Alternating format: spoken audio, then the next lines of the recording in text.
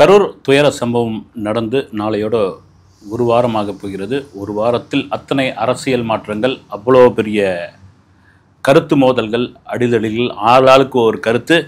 இன்றைக்கி இந்த வீடியோ பேசிகிட்டு இருக்க மேலே பார்த்திங்கன்னா மதுரை நீதிமன்றத்தில் இதற்கான விவாதம் நடந்துகிட்ருக்கு, விசாரணை நடந்துகிட்ருக்கு. இது ஒரு பக்கம் போயிட்டுருக்கு.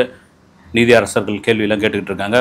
ஒரு பக்கம் தாவேக்கா அவ்வளோதானா, அதன் பிறகு எழுந்துக்க முடியாதா, அல்லது விஜயோடைய கட்சியை ஒடுப்பதற்காக அல்லது ஒட்டுமொத்தமாக முடித்து விடுவதற்காகத்தான் இந்த வேலை நடக்கிறதான்ற மாதிரி கேள்விகள்லாம் ஒரு பக்கம் இருக்குது. இல்லை மீண்டும் வருவேன் அப்படின்னு விஜய் திரும்ப சொல்லியிருக்காரு. இப்போவும் பார்த்திங்கன்னா தன்னுடைய மாவட்ட செயலாளர்களுக்கு, தாவேக்காவுடைய மாவட்ட செயலாளருக்கு வாட்ஸ்அப் காலில் விஜயே போய் அவரே பேசியதாக ஒரு தகவல் வருது. பொதுவாக மாவட்ட செயலாளர்கள் கூட யார் பேசுவாங்கன்னா பொதுச் செயலாளர் புஷி ஆனந்த் தான் பேசுவார். புஷி ஆனந்த் இப்போ எங்கே இருக்காருன்னு தெரியல. அவரை தனிப்படை வலைவீசி தேடிக்கொண்டிருக்கிறது. இது ஒரு பக்கம் விஜய்க்கு பெரிய வருத்தம் தான் வரும். என்னன்னா பக்கத்தில் இருந்தவங்களாம் பிச்சுக்குன்னு ஓடிட்டாங்களே அப்படின்ற யாராக இருந்தாலும் ஒரு வருத்தம் ஏற்படும். சரி, அவங்களுக்கு என்ன சூழ்நிலையோ அதுவும் ஒரு பக்கம் இருக்கு இல்லைங்களா. அதோ அர்ஜுனா டெல்லிக்கு போயிட்டாரு, சுற்றி இருந்தவங்க நிர்வாகிகள்லாம் எங்கப்பா காணோம் அப்படின்ற மாதிரியான ஒரு விஷயம் அதுதான். ஏன்னா ஒரு தலைவன் முடங்கிட்டா அந்த கட்சி சுத்தமாக முடங்கி போயிடும்.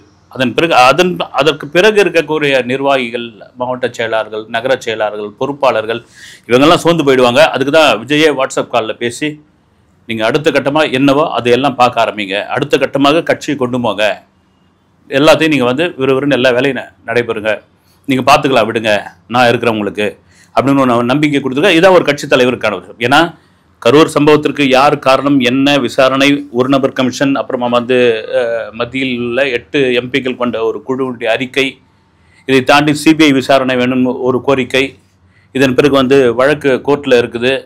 இப்படியா விஷயங்கள் போய்கிட்டு இருக்கு. இந்த விவகாரத்தை ஒவ்வொரு கட்சியும் எடுத்து அரசியலாக்கிட்டு இருக்காங்க. மீடியாக்களுக்கு ஒரு பக்கம் கொண்டாட்டமாக இருக்குது. இன்னொரு பக்கம் பார்த்தீங்கன்னா சமூக வலைதளங்களில் ஆளாளுக்கு ஒவ்வொரு கருத்தை பேசிகிட்டு இருக்காங்க. விஜய்க்கு ஆதரவாக பேசினால் அனில் அப்படின்றாங்க, எதிர்த்து பேசினால் 200 ரூபா ஊபி அப்படின்றாங்க. இந்த மாதிரியான விஷயங்கள்லாம் போயிட்டு இருக்கு. இதை தாண்டி முக்கியமான ஒரு விஷயம் என்னன்னா, கட்சி எடுத்து நீங்கள் நடத்துங்கப்பா, எதுக்கும் பயப்படாதீங்க, பார்த்துக்கலாம் நம்ம. இது மாதிரி முக்கியமான ஒரு விஷயம் விஜய் பேசியதாக என்னன்னா, இதுமாதிரி நமக்கு ஆதரவாக சிலர் கருத்து சொல்லி தாவேக்காவிற்கு சில விஷயங்கள்லாம் பேசி அவங்க மேலாம் வழக்கு, கைது, இந்த மாதிரியான நடவடிக்கைலாம் வந்திருக்குது. அவங்களுக்கு சட்ட ரீதியான சட்டபூர்வமான உதவிகள்லாம் நீங்கள் செய்யுங்க அப்படின்ற ஒரு விஷயம் நல்ல விஷயம் தான். ஏன்னா உங்களுக்காக பேச வந்தவன் தான், கூட்டமே உங்களுக்காக வந்த கூட்டம் தான். அப்படி இது ஒரு பக்கம் போயிட்டு இருக்கும் பொழுது விஜய் பேசின வீடியோ சம்மந்தமாக யார்கிட்டயோ ஒருத்தர்கிட்ட ஃபோனில் பேசியதாக ஒரு தகவல் ஒன்று நமக்கு கிடைச்சது. ரொம்ப ஒரு முக்கியமான நபர்கிட்ட பேசுனதாக ஒரு தகவல். அதாவது ரொம்ப இதுவாக பேசியிருந்தாலும் வீடியோ பெரிய அளவில் நான் பேசுகிற அந்த வீடியோ ரீச் ஆகிருக்குது. கிட்டத்தட்ட இந்தியாவை தாண்டி அந்த வீடியோ வைரலாக இருக்குது. அதில் நிறைய பேர் கருத்து சொன்னது என்னென்னா, விஜய் ஏன் ஒரு வருத்தம் தெரிவிக்கல, ஒரு மன்னிப்பு கேட்கல அப்படிலாம் கேட்டிருக்காங்க. கட்சி இந்த விவகாரம் கோர்ட்டில் இருக்கிறதுனால நான் ஏன் வருத்தம் தெரிவிக்கணும், மன்னிப்பு கேட்கணும் அப்படின்ற மாதிரி அவர் கேட்டிருக்காரு. கோர்ட்டில் இருக்கிறதுக்கும் வருத்தம் தெரிவிக்கிறதுக்கும் மன்னிப்பு கேட்பதற்கு என்னன்னு எனக்கு ஒன்றும் புரியல சொல்லியிருக்காரு. இதெல்லாம் தாண்டி விஜய் பேசின ஸ்பீச் எல்லாம் ரைட்டு. 4.25 நிமிஷம் அவர் பேசுனது எல்லாம் ரைட்டு. அவராக பேசுனது, உள்ளிருந்து பேசுனது, மைக்கு கூட போட்டாமல் பேசியிருக்காரு. நிறைய பேர்லாம் கூட சொன்னாங்க, எங்கேயாவது கவலையோட முகத்தோட இருந்தாரா பாருங்க, ஒரு துளி கண்ணீர் வந்தது அவர்கிட்ட. யாரோ எழுதி கொடுத்த பேப்பரை டைலாக் மாதிரி படித்தார், அந்த முகத்தில் எந்த விதமான சலனமும் இல்லை அப்படின்னு சொல்லியிருந்தாங்க. இல்லைன்னா ஓன்னு விஜய் பிறண்டு அழுது அடிச்சுக்கின்னு மூஞ்செல்லாம் அடிச்சுன்னு இது பண்ணால் என்ன அருமையாக நடிக்கிறான் பாருங்க. இவனை போல ஒரு நடிகை யாருங்க, இவங்க ஆஸ்கார் கொடுத்துருக்குறங்க. இந்த வாய் அப்படியும் பேசும் இப்படியும் பேசும். ஆனால் குறிப்பாக நிறைய பேர் சொன்ன விஷயம் என்னென்னா, பல ஊடகங்கள், பல சமூக வலைதளங்களில் வந்த பதிவு என்னென்னா, இந்த கடைசியாக சிஎம் சார் அப்படின்னு சொன்னார் இல்லைங்களா, அது ஒரு ஸ்கிரிப்டட், அதை சொல்லியிருக்கக்கூடாது அப்படின்னு. இதற்கிடையில் விஜய்க்கு ஒரு கால் வந்ததாகவும், அது எங்கேயோ ஒரு மேலிடத்தில் வந்ததாக ஒரு தகவல் அப்படி ஓடிக்கிட்டு இருக்கு. எல்லாம் ரைட்டுங்க, நீங்கள் அந்த வீடியோ பேசுனது எல்லாம் ரைட்டு, எல்லாம் இதுவானது. ஆனால் உங்கள் கட்சியை ஒரு பலமாக, ஒரு செல்வாக்காக, இவ்வளோ பெரிய ஒரு கூட்டத்தை, இவ்வளோ பெரிய மக்களை, இவ்வளோ பெரிய ஒரு என்ன சொல்கிறது, ஒரு மாசை காட்டின நீங்கள் உங்களை சுற்றி உள்ள ஆட்களை சரியாக தேர்ந்தெடுக்கலையே. அண்ணனுக்கு ஒரு பிரச்சனைனா அடுத்து விட்டு ஓடுற ஆட்களாக இருந்திருக்காங்களே, இதெல்லாம் எந்த விதத்தில் நியாயம்? அதில் நீங்கள் கொஞ்சம் தெளிவாக இருக்கணும். இனி வரும் காலகட்டங்களில் உங்களை சுற்றி இருப்பவர்களை முழுமையாக நம்பாதீங்க. அரசியல் ரொம்ப டேஞ்சரான ஒரு விஷயம். அதை தாண்டி உங்களுக்கு எந்த சூழ்நிலை வந்தாலும் நான் இருக்கிறேங்க பக்கபலமாக, நான் இருக்கிறேன், நான் பார்த்துக்கிறேன் அப்படின்னு சொல்கிற மாதிரியான ஆட்களை இனி தேர்வு பண்ணுங்க அப்படின்ற மாதிரி ஒரு ஃபோன் கால் அவருக்கு வந்ததாக ஒரு தகவல் ஏன்னா இப்போ இன்னொரு பக்கம் ஓடிக்கிட்டு இருக்க வந்தது. விஜயை வந்து அமித்ஷா டேக் ஓவர் பண்ணிட்டாரு, பிஜேபியை வந்து அவர் கண்ட்ரோலில் எடுத்துடுச்சு, பிஜேபியோடைய அசல் பி டீம் அவர் தான், பிஜேபியினுடைய இன்னொரு கிளை கட்சி தான் வந்து தாவேகா, இப்படிலாம் இது ஒரு பக்கம் போயிட்டு இருக்கு. வந்து அந்த வீடியோவில் கூட சொல்லியிருப்பார் வந்து, சிஎம் சார் என்ன வேணாலும் பண்ணிக்க, நான் ஆஃபீஸ்லையோ வீட்லேயோ தான் இருப்பேன், என்ன அரெஸ்ட் பண்ணுறதா தான் பண்ணிக்கங்க, ஏன் தொண்டை மேலே மட்டும் கை வைக்காதீங்க அப்படின்னு சொல்லியிருப்பாரு. அதை சில பேர் வந்து பல பேர் விமர்சனம் பண்ணியிருக்காங்க. ஏன் தொண்டை மேலே நீங்கள் கை வைக்காதீங்க அப்படின்னு சொல்லியிருந்தீங்களே, மதுரையில் நடந்த அந்த மாநாட்டில் உங்கள் பவுன்சர்ஸ், நீங்கள் அந்த அந்த தடுப்பு கம்பியில் கிரீஸ்லாம் தடவி அவ்வளோ உயரமாக வச்சுருந்தோம், உங்கள் மேலே உள்ள ஆவல் தானே வந்து, ஏன்னா ரசிகர் தானே, இன்னும் வந்து தொண்டர் மனநிலைக்கு வரல இல்லைங்களா, அப்படி என்ன பண்ண முடியும் வந்து, நான் பாரு அங்கேருந்து சொல்லியிருப்பான்ல யார்கிட்டயாவது வந்து, ஏன்னா எல்லா சேனல்களையும் எல்லா யூடியூப் சேனல்களும் லைவாக போயிட்டு இருக்குல்ல, நான் மேலே ஏறி தளபதியை தொட்டுட்டு வரனா இல்லையா பாரு அப்படின்னு. அப்படி வந்தவங்களை வந்து குப்பை மாதிரி தானே உங்கள் ஆளுங்க தூக்கி போட்டாங்க.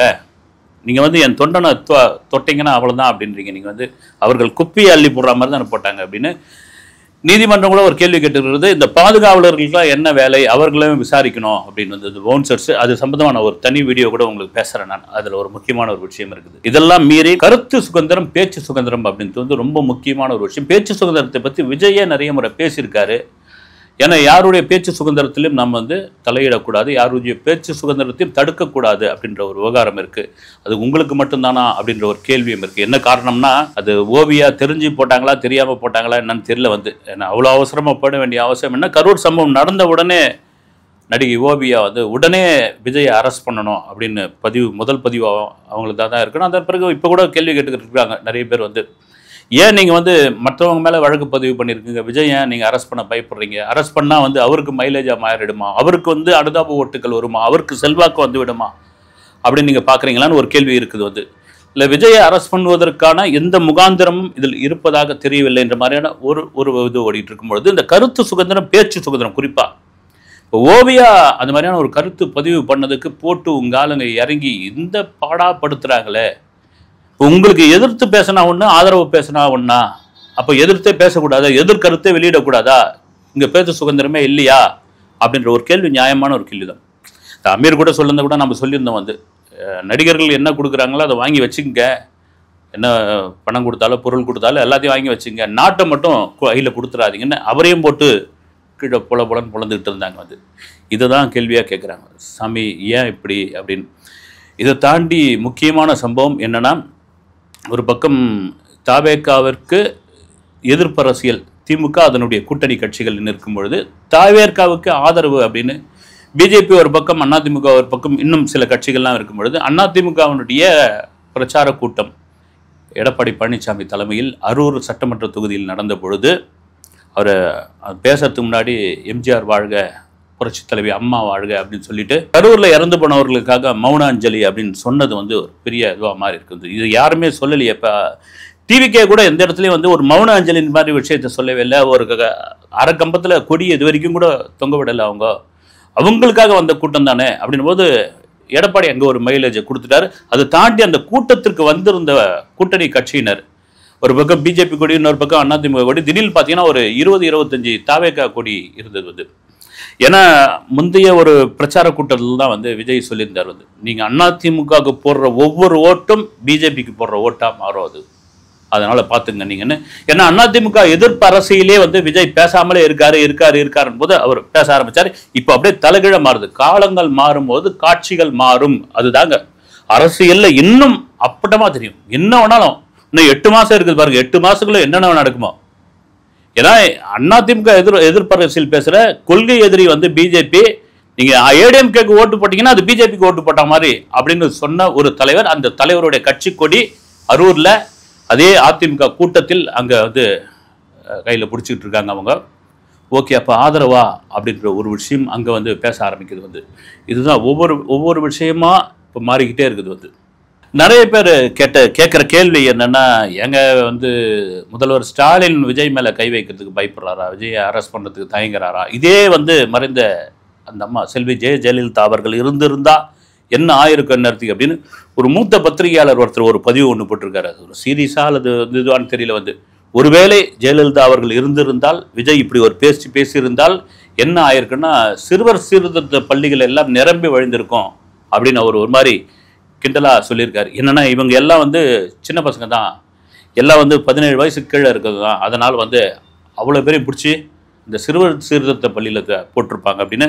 இன்னொரு பக்கம் கூட பார்த்தீங்கன்னா இந்த ஏன் இந்த தபேகாவினர் இவங்க கொஞ்சம் அடக்கி வாசிங்கப்பா, வந்து ஒரு பிரச்சனை ஓடிக்கிட்டு இருக்கு, பிரச்சனை நடந்து போயிடுச்சு, இந்த படத்துக்கு இட்லி கிடைக்கோ அல்லது காந்தாராவுக்கோ ரிவ்யூ எடுக்க வந்திருக்காங்க தேட்டர் வாசலில். ரிவ்யூ எடுக்க வந்தவங்க கிட்ட போயிட்டு ஒரு தாவேக்கா நிர்வாகியை தொண்டரோ ஒருத்தர் சண்டை போட்டுட்ருக்காரு. சண்டை போட்டுருந்தவொடனே அவர் சொல்லியிருக்காரு, நீங்களாம் எங்கேயோ ஊர் விட்டு ஊர் வந்தவங்க, நான் இதே ஊரை சேர்ந்தவன், இதே அரும்பாக்கத்தை சேர்ந்தவன், நான் யார் தெரியுமா, பார்த்துட்டோமா, எங்கள் அண்ணனை பற்றி நீங்கள் தப்பாக பேசுகிறீங்களான்னு சொல்லி அவர் மேலே ஒரு வழக்கு பதிவு செய்யப்பட்டுள்ளது. இது ஏன் காரணம், இது என்ன சொல்கிறது, வந்து ஒரு மெச்சூர்டான ஒரு இது உங்ககிட்ட இல்லையா, இன்னும் உங்களுக்கு பயிற்சி தேவைப்படுகிறதா, உங்களுடைய தலைவர் அங்கே வந்து ஒரு மனம் கலங்கி ஒரு இடத்துல இருக்கார், கட்சியின் மீதான ஒரு கரை ஒரு பக்கம் படிஞ்சிருக்குது, நிர்வாகிகள் முக்கிய நிர்வாகிகள் 2ஆம் கட்ட தலைவர்கள் எல்லாம் ஆளுக்கு ஒரு மூலையில் போய் ஒழிச்சிக்கிட்டு இருக்காங்க, அவங்களுக்கு தேடுற ஒரு இது நடந்துக்கிட்டு இருக்கு. 2 வாரம் வந்து சுற்றுப்பயணம் கிடையாதுன்னு ஒரு அறிக்கை விட்டாச்சு, அதன் பிறகு சுற்றுப்பயணம் அதாவது பிரச்சார பயணம் நடக்குமா, 2026 எலெக்ஷனை தாவேகா எப்படி எதிர்க்க போகிறது, விஜய் இதிலிருந்து எப்படி மீண்டு வரப்போகிறார், விஜய் பின்னணியில் யார் இருக்கிறார், இந்த மாதிரியான விஷயங்கள்லாம் போயிட்டு இருக்கும்பொழுது நீங்கள் பாட்டுன்னு போகிற இடம் பூரா இது மாதிரி தகராறு இழுத்து விட்றீங்களே, இது எந்த விதத்தில் நியாயம்? சரி, அடுத்ததாக என்ன நடக்கும் என்பதை பொறுத்திருந்து பார்ப்போம். அடுத்த வீடியோவில் சந்திக்கிறேன். நன்றி.